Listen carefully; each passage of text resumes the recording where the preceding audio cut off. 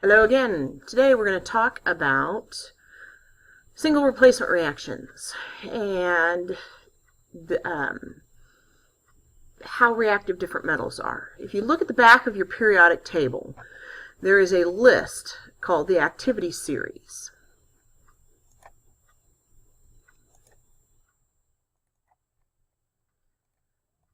At the bottom of your periodic table is this list. The most reactive are on the left, the least reactive are on the right. The one that's missing from this is lead, and I think lead is in the one,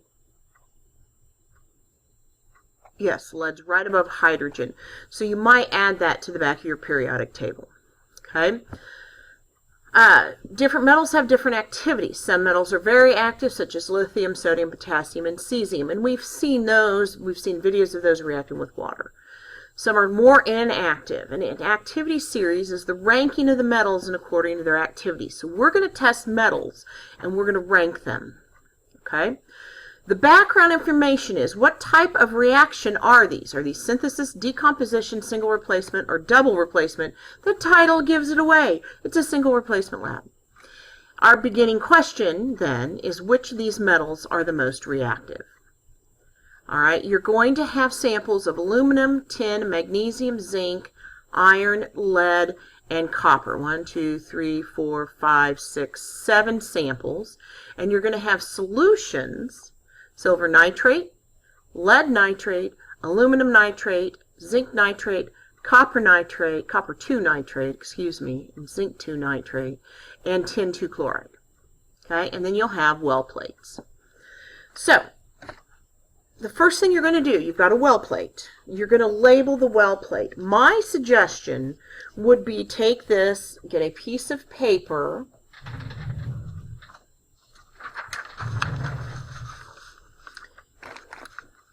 and you're going to label, going across, if we look at the data table I put in the lab, going across, you're going to have silver nitrate, and I would do it, of course you can't see that, I would just write the cation. I wouldn't worry about the nitrate.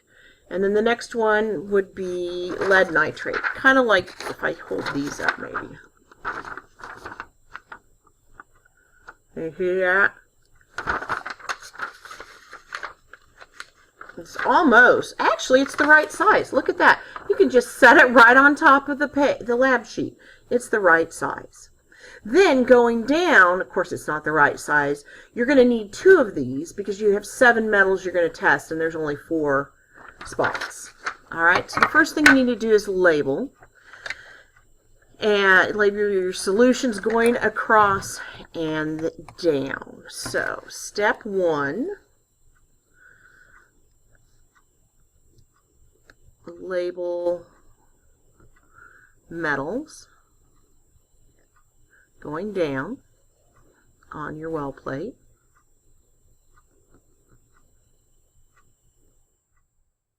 And then step 2, label the solutions, or you can just put the cations if you want to, going across. So we'll have Ag and lead nitrate and so on and so forth, and going down aluminum and tin and magnesium, and oh, lots of fun. Alright, step 3,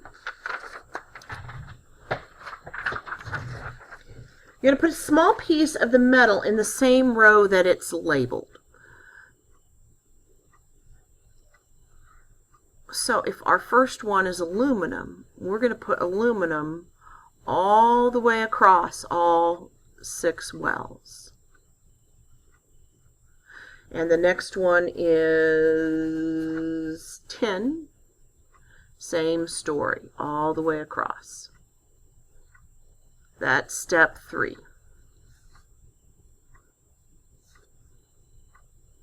Step 4, you're going to do the solutions. So this time,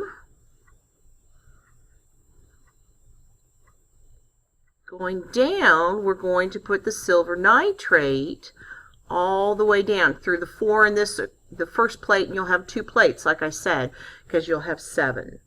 So you'll put your silver nitrate all the way down, and then you'll put, what's next? Lead 2 all the way down, and so on and so forth. A few drops, enough to cover the metal that's in there. Okay? After 5 minutes, you're going to take the metal out with forceps so that you can see what's happening. So if this is your well and this is your little piece of metal, you're going to get a pair of forceps, which are just a fancy name for tweezers, and pick it out. And I would get a lab sheet and I would actually make a grid on a plain, just get a piece of paper, copy paper, and I would make a grid. And so in this first one, if you had, we were doing aluminum going across, and this was aluminum plus silver, and you can write down what happened. Okay? Make a data table in your book, lab notebook, and you can write down whether there was a reaction or not. And I would put the little piece right above it so you can see what was happening. Okay? After that, we'll talk in class about how you're going to do the write-up and what you need to do for your reactions, and that's actually going to lead us into our next topic. So there you go.